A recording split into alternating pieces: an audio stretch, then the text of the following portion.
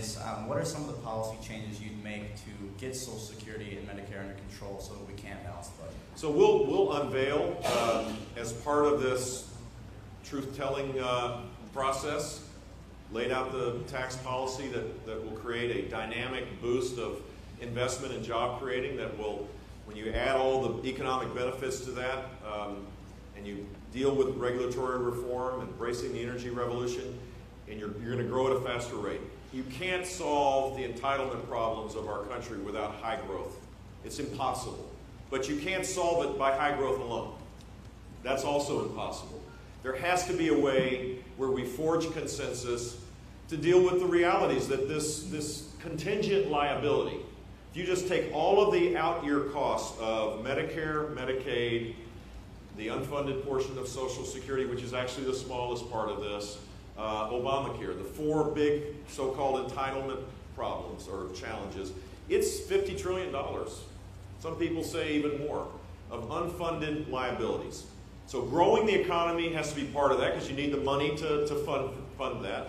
Secondly, I think the second value needs to be we need to preserve it and protect it for those that already have it. And then third, we have to have the courage to recognize that there's something really good going on in this life. We're all getting older together. 10 years from now, everybody in this room will be 10 years older. Who's with me? Anybody got a problem with that? It's a good thing. But the simple fact is, millennials are going to pay a huge price because our demographic pyramid is starting to look more like this rather than this, right? We're not bringing as many children into the world. Our immigration system is broken, so that's not necessarily an alternative like it once. Fertility rates are, the replacement rates in our population are in decline. And so we're getting older and these costs grow. We started these programs with like 25 workers to one beneficiary. We're now at 3 to 1.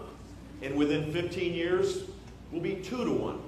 And it will be unsustainable. So raising the retirement age is part of the answer. Means testing these benefits is part of the answer. And looking at other elements over the next 2 months, we'll unveil a program. Here's my deal.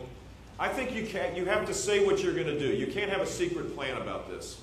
Most of the political pundits and advisors say, like our tax plan or our entitlement plans, maybe even more, you can't say what you're going to do. You can't have a plan because God forbid if you had a plan, you'll be attacked.